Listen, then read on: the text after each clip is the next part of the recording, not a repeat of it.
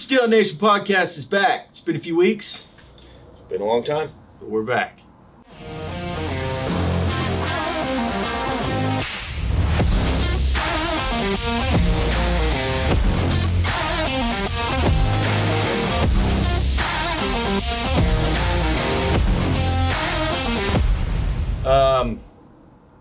What is it, Tuesday? Normally we do this on Friday.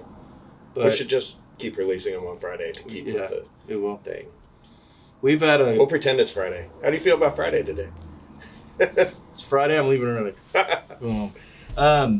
We've been on the road for a little bit, bouncing around, did some fishing trips. Finally Yep, got some fishing. did some filming. AJ got his first steelhead. Yeah, and Attaboy. dandy at that, man. It was a good one. I was pretty excited about that. Yeah. But I wish I set the hook though. I was filming. It was a handoff, but you were filming, so we'll call it. You landed it. We'll landed it. I haven't hooked one yet. Yeah, though. but you landed it, Uh-huh. so we'll take it. Especially for somebody who's not as proficient as you eventually will be. Yes, sir. That's good. Yeah, You fought it well. You did I a was good job. super excited. Yeah, it was. I was all, proud of you. Bob and Dustin were just like reel down, slow up. Yep, That was Yeah. We were watching from the other boat, and I was like, man, look at him go. He's doing a good job. Look at him go. Yeah. Yes, sir. Awesome. So we went down to California. Yep, that was a blast. Did the fly fishing for bass deal with Chuck Reagan, which there was other things we could have done, but that was new, something different, especially for beautiful you. too, man. That lake was beautiful. It was awesome. It was awesome.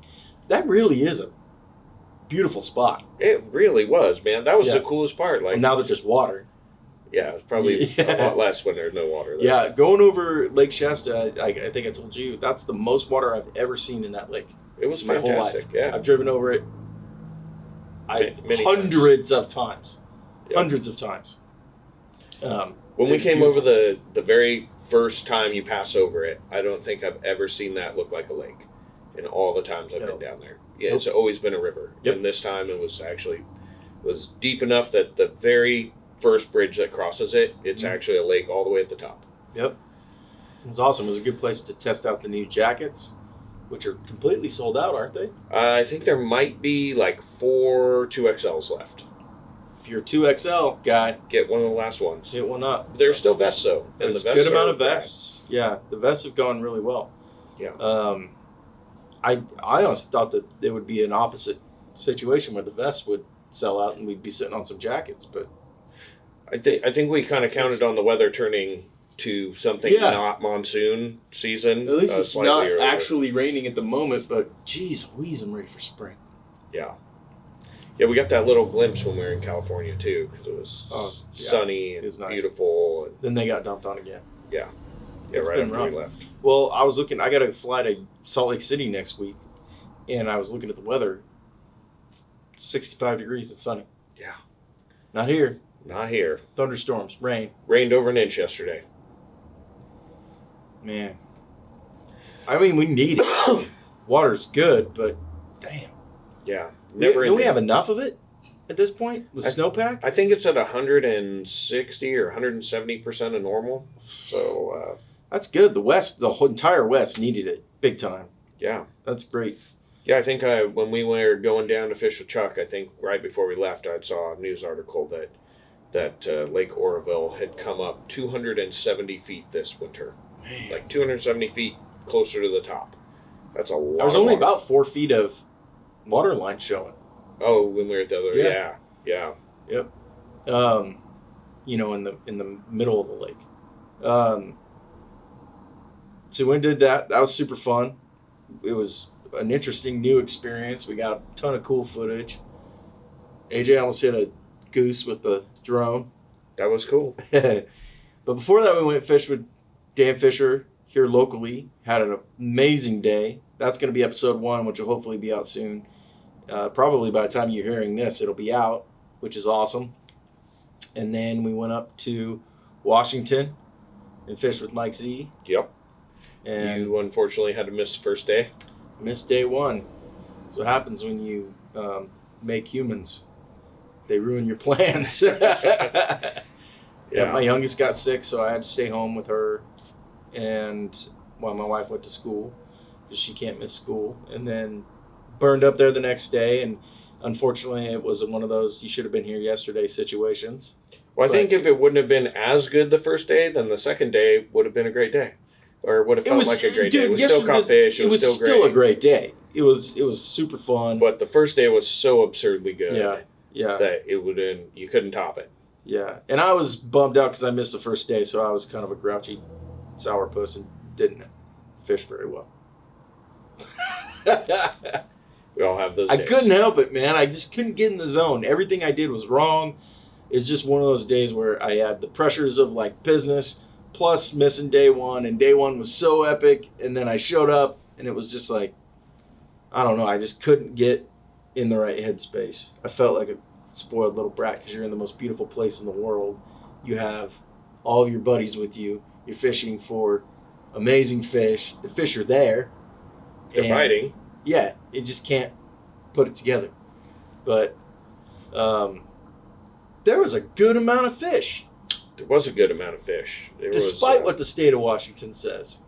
Yeah, there was no shortage of fish, man. There was no shortage of fish. There was fish everywhere. And we got them on all kinds of different things. It was my favorite trip we've taken in a really long time. Yeah. Not only because I love it there, and Mikey has been. I realize he's one of my oldest friends. Yeah. We've known each other for 24 years. Yeah. Which is a long time. But we got to fish a way that I haven't fished in 15 years. Yeah. I spent 2 days throwing spoons, and that is something I haven't done in such a long time. And it was effective. And it was probably the most effective thing that we were doing. Yeah, especially on the second day, it really was.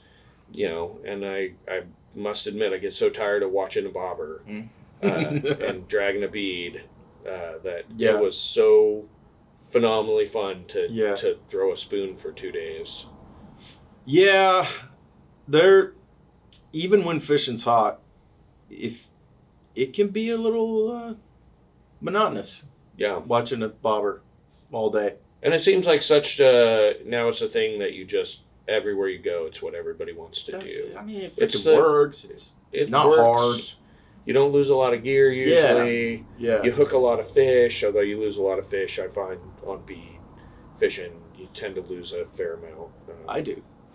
I think everybody does. Yeah, I mean, the way everything kind of lines up in the water, you just tend to lose a lot of fish. But you hook a lot, and that's what people like, and that's cool. And you don't.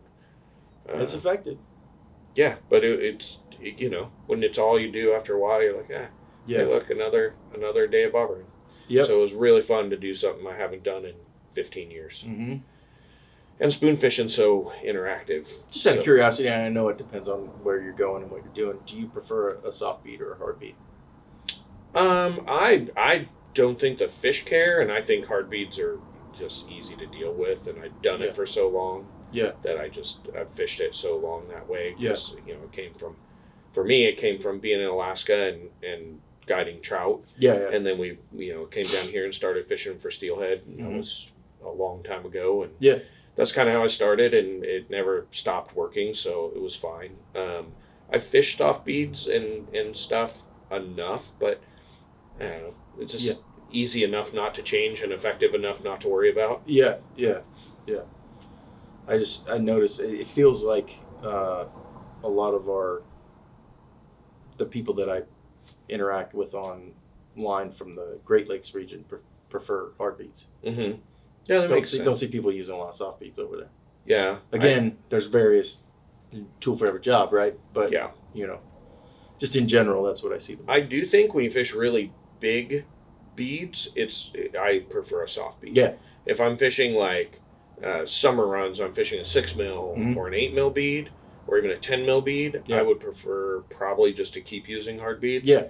But when you get into like 14s and 20s and get a soft bead, I think does work Which, better. I mean, that you see it all the time here. Yeah, that's kind of the way everybody fishes. I mean, when I started guiding, big ass bead too. Yeah, when I started guiding, it was bobber and jig fishing and pulling plugs. Yeah. And then side drifting kind of took over, and then everybody just... We did a little jig fishing up there. Side drifting, yep. Well, that's one thing about the OP is, like, those guys, they fish... I mean, they'll fish beads, but they fish a lot of worms. Mm-hmm. Oh, yeah, the worm was effective. Yeah, the worm was really effective when we were there, even in the clear water we had. Yep. They fish a lot of jigs, too. the more, not dragging stuff. And even when they fish their beads, they don't drag it as much there. Yeah. They tend to fish them straight under the float a little more than they do here, But they just, I always feel like when you go up there, those guys fish. He cut that worm short, too. Yeah, he did shorten those like 4.5-inch worms up a bit. But I feel like those guys, like here, it seems like a lot of guys just get on the program of what's new and hot, and that's what they do all the time. Yeah. And up there, those guys, I feel like they'll fish newer stuff, but they keep on the old program a little more. Mm-hmm. Keep doing that stuff, and they don't go away from it as much. I don't know that many of them pull plugs anymore very often like they used to, but down here it seems like everybody, like once they were on the side drifting train, they were all on the side drifting train, and then bead fishing came along, and pretty soon everybody wants a bead fish. You never even see guys side drifting anymore. Whereas up there they seem to add new things to the toolbox, but keep the old things going longer. I think it depends on just generationally too, Yeah, a lot of those guys. I mean, Mikey. I met. Well, Bob. Shoot, that guy. Yeah, he's been doing it a long time. Bob Ball's been doing it forever because we fished with Mike and Bob Ball, both great guides.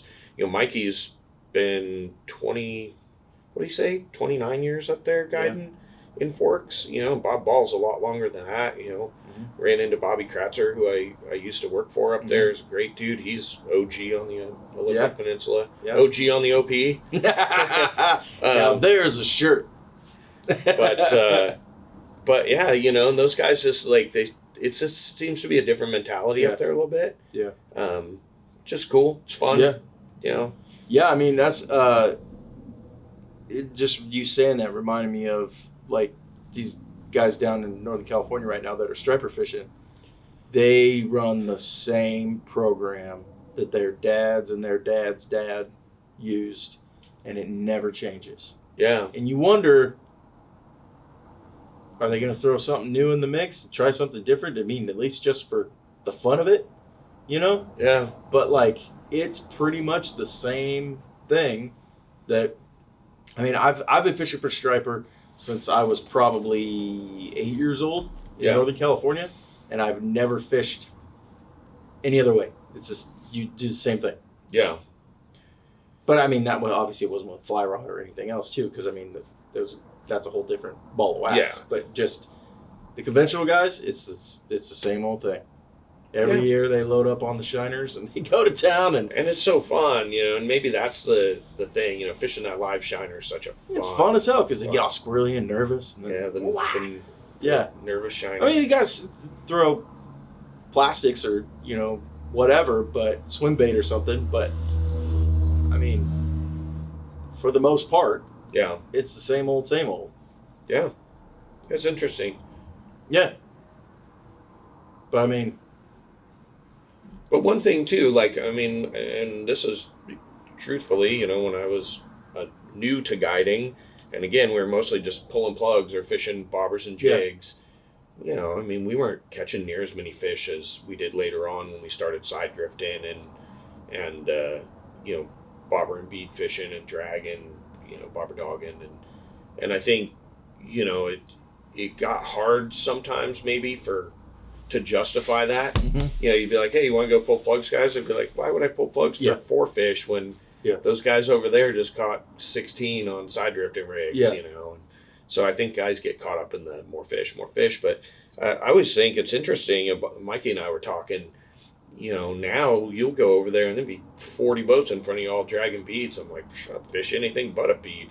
I want to be the 41st bead that fish saw. Well, I mean, conversely, when we go down to the lake, Triangle Lake, kokanee fishing, everybody's just running a Dodger with a hoochie or with a piece of corn on it, or a maggot, right? Yeah,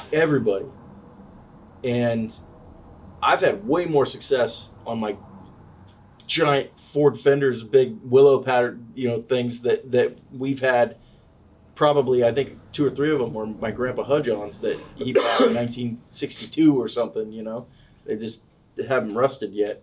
Yeah. But or only rusted a little bit. Or yeah. But I mean, we have. I mean, I've personally had more success on those than running Dodgers for them. Yeah, sometimes it's nice to show them something different, right? Not every, Mikey and I were talking. Not every fish wants the same thing.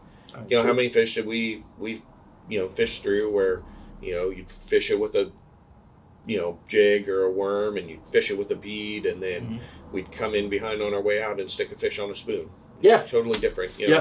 And conventional wisdom would have said, your aggressive fish is going to bite that spoon or bite the first thing that comes past him, and then not at all. I also kind of feel like day 2 we found fish in places that weren't. And Mikey, I think I mentioned it, and Mikey agreed. He's like, we're finding them in places, they're holding in places that would normally they wouldn't hold it. Yeah. I mean, the clear water like that, I mean, they felt like they were where I would have found them here. Yeah. And they're, but yeah, they were just, Bob and I had this conversation once. I was fishing with Bob Kratzer when I still worked for him, and I was fishing my own gear rigged the way I would fish it here, which is not the way he would fish it there. And the person in the front of the boat, my friend Sam, was fishing, heavier setups and the way he had it rigged, and I was fishing lighter the way I would fish here. And I caught a lot of fish in spots where he was like, I don't usually catch fish there. Yeah. But that's because the gear he was throwing there wasn't conducive to catching fish there, not because, maybe it's you're fishing a way that's more effective, and that might have been the case too, like with the spoon versus, we were just happened to be finding fish in those spots. It felt comfortable in those spots, but also the spoon was effective at fishing those shallower, faster spots. Sure. Or whatever, so. Like that one fish that chased it, and you had the cut there, your knotless. Oh, that was great. After we had just landed that other fish and then lost the spoon, followed it. Find it. I can't believe you guys found it. Well, we saw it pop off because it dropped right out of the fish. I should say, I can't believe you guys were able to retrieve it. That was the funniest part. It took a while. But it took a while to get that spoon back. I fished the same spoon for 2 days. I never lost it. I wish AJ would have been there to film that. That would have been hilarious. To film us idiots trying to break a $500 rod to get a $3 spoon. Yeah. Well, spring's coming. I know. We should be fishing with Pro today, but we had to work. Stupid jobs. But I would have rather been fishing with Pro. Yeah, me too. That would have been fun. Yeah, I don't even know if I'm going to be able to get out at all with all the travel and stuff I have to do. Yeah, plus your wife, new job, and it's going to be a tight fit for the spring. Yep. And I haven't looked at I briefly looked at the local regulation changes, but their season changes and stuff. Didn't they cut the season or something, short season? Closed it or added and then added? Oh, they added to it because the catch was really low. But it's been, it's so much water, everything's dirty. And I think the catch has not been what they were thinking. Everything's blown out now. Yep. Again. Yep. But man, the Midwest has got great weather. Yeah, they got their spring thaw. I was talking with Claude the other day. He's like, dude, it's like 60 degrees here. Sunny. Sent me a picture of him bass fishing in the sun. I can't wait for bass fishing this year. I know. I'm looking forward to that too. I want to take Mike Fry. Remember him? I do. Bearded dude that talked to us about a job when we were down in Salem. Oh, yeah. The rock and roll guy. Yeah. Yeah. He's the base tech for Jelly Roll. Yeah. Do it. Yeah. I think it'd be cool. We should take him. Yeah. What else we got going on? We got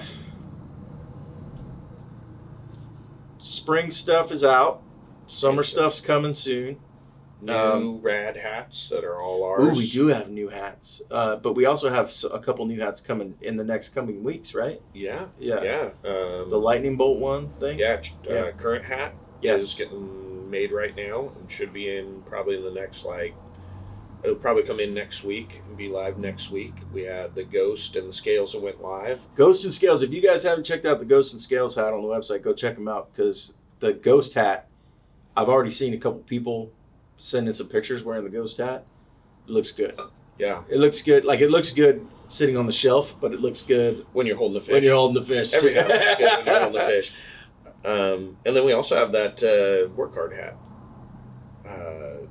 That one's coming, the canvas color with the black back. Oh, yeah. Yeah, that one's forgot about too. that one. That one's probably 2 weeks out, too. It's another new hat. Cool. So, yeah, keep an eyeball out. Cool new stuff coming. New dealers restocking. So, we have a new dealer locator page on the website. So, if you didn't know, which I kind of think a lot of people don't really understand how many stores carry our stuff. There's quite a few. I mean, across the country. And, we don't have a lot of representation in the Gulf Coast areas and in the South, but pretty much up and down the West Coast and across the northern part of the United States, we've got a good handful of dealers.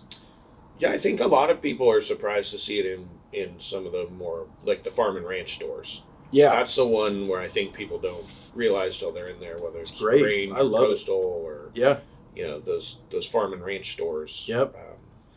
Yep. I'm trying to get it in Rural King in the Midwest. If you're listening, Rural King. That's right. I'll tag you in this. Our customers want steelhead gear in the Rural King. So let's make it happen. Let's blast it on social media. Rural King. Put the pressure on. Yep. And then we're talking with a couple other places. Yeah. Shields, we have stuff in Shields, we've had stuff in Shields in the past, and they didn't place any orders for the last couple months because multiple reasons, but they're coming back on, which is good. Cal Ranch. Cal Ranch. Got new stuff coming in. New stuff is shipping to Cal Ranch, and then they're going to also have the summer release in stock too. Yeah. And your Southern Oregon folks like Grange Co-op and Blackbird. Sportsman's Warehouse is now carrying our stuff in select locations, and we're hoping to add more. There's another one. Hey, Sportsman's Warehouse.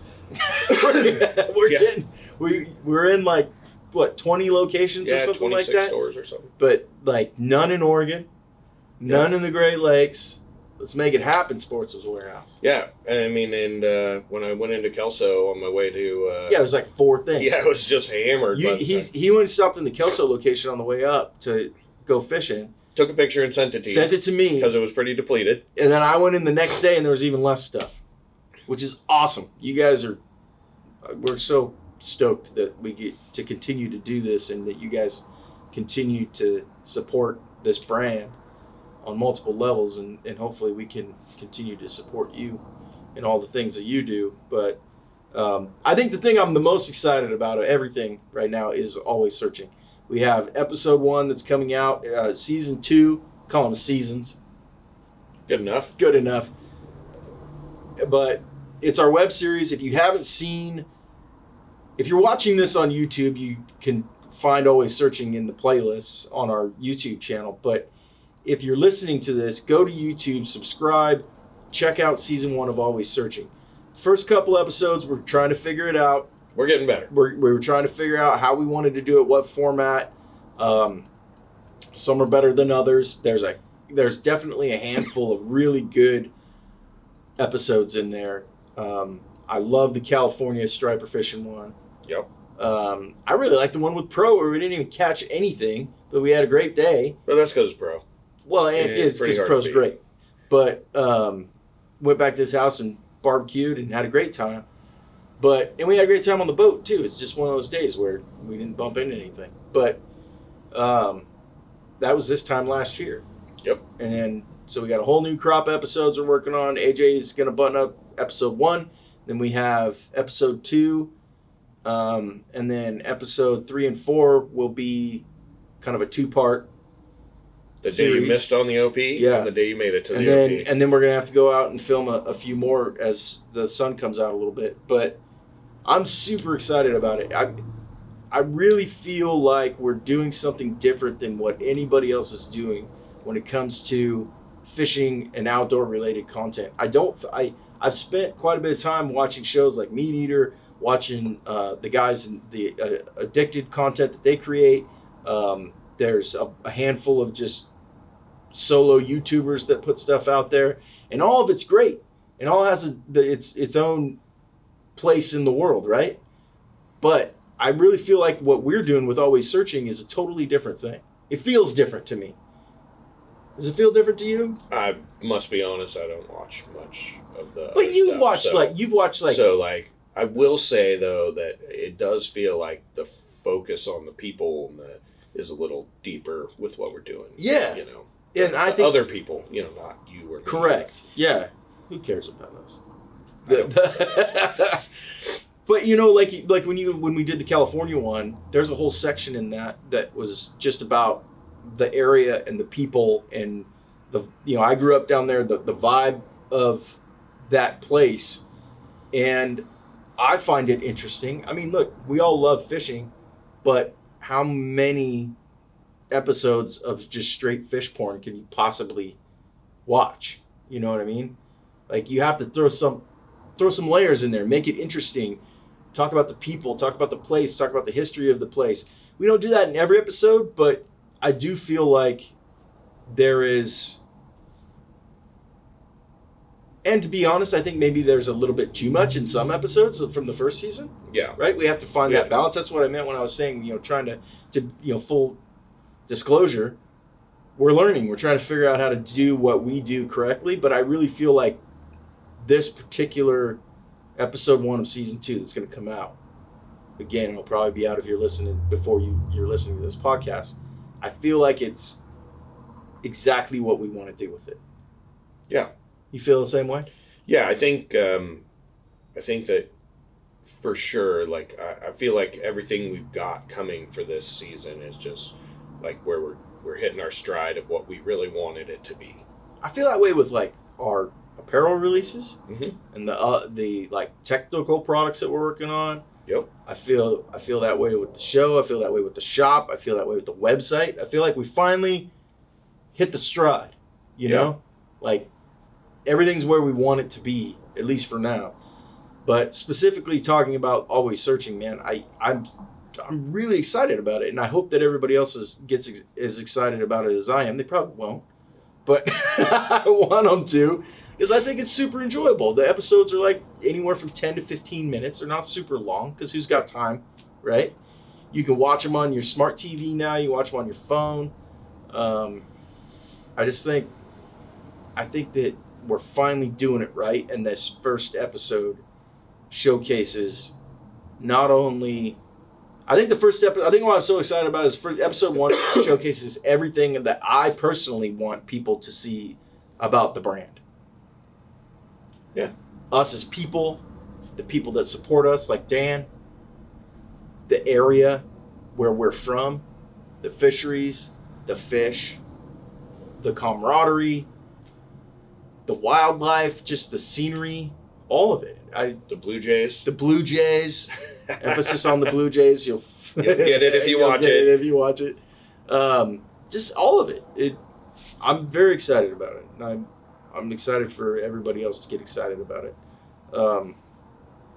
And again, to be completely honest, I feel like that even season 1 doesn't get the love that it deserves. I'm very proud of those things. I feel like they're really, really good, and I think because we're a brand, not a content creation group, Yeah. we don't get the same amount of folks that are checking out that type of content from us. And if you're watching this on YouTube or listening or whatever, send us a direct message, leave a comment.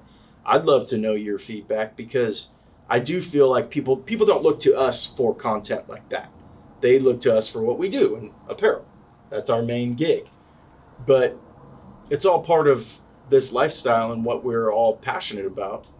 And I feel like what we're doing with that content is as good or better than most of the other stuff that's out there. And I don't mind saying that and tooting my own horn. Toot, toot. Toot, toot. Toot, toot. And mainly because AJ does a really, really, really good job of filming and editing it. A really phenomenal job. Yeah. I will say that external of all the other factors, this one with Dan, best editing, It's the best job filming, you've done. best job AJ's ever done. It really is exceptional job. Yeah, we couldn't do it without AJ. Plain and simple. Yep. We wouldn't be doing it at all. We tried to do it one time. But you still don't get it after he quit on us. He quit on us and told us that he wanted to go work someplace else that was better and more fun. And it wasn't. The people were nicer and didn't stink. And he was really mean about it. And said some bad words. said some mean things, hurt our feelings, and he left. So we filmed one out of spite, purely out of spite on our own, and it stunk. Yeah. Can you even find that? No, it's on there. It's the one with Styles. Oh, That's the unfortunate part. Styles flew out to do the buoy tent thing. Yeah. And we tried phenomenal fishing. It was phenomenal fishing. Dan knocked it out of the park. It was awesome. We got, some content, and it was an enjoyable watch, but it wasn't what it would have been if he was filming it. Yeah. Jerk. Thanks, AJ. You ruined it for everyone. Thanks for ruining everything, AJ. You ruined it for everyone, AJ. My bad. Everyone who watches it is disappointed. Blame it on AJ. Yep. Email him at AJ at. It was, but it was fine. It was good, but it wasn't great. Yeah. And AJ coming back and working for us again has put us in a position where we can do this the way we want to do it again, which is what has me so excited about it. And we get to do what we love and tell stories at the same time. Yeah. Every garment that we design, every design that we put out, it tells its own little story about who our customers are, who we are. Sliding down my chair, like lowrider. But it does. Every hat we make, every sticker, everything tells a story about the brand or our customers or sometimes even us. In this instance, it's just another way for us to do something that our customers enjoy and engage with our customers in a completely different way. And I'm stoked on it. Yeah, it's fun. It's fun to sort of get into, how we got here and the people we met along the way. And do different things. Because it's not all just like, hey, let's go steelhead fishing. Yeah. It's striper fishing. Spotted bass. Yeah. Springers. What else? Do some smallie fishing. We should do a carp one. Should do it. There's another way. You can leave us a comment and let us know another fishery that we can do for Always Searching. Yeah. Lampreys. Lampreys. Get up in the rocks. Gross. I don't want to touch one of those things. No. No way. Oh, you did a dory one? That's right. We did a dory one. That's right. Yeah. AJ did that one. That one was fun. I'd never been on a dory boat. It was really fun. Again, if you haven't watched it, go check it out. Grant Roulette took us out, and it was... You were working. I was working. Yeah. That was when we were doing the whole shop move. That's right. That's That's I didn't want you there anyway. Fair enough. We see enough of each other. I know. You're my work wife. Yeah. I was thinking you're my work wife. I think that was a really fun one. Topwater sea bass, which was really cool. Yeah. So Always Searching coming out, and we're gonna be better at not forgetting to do them.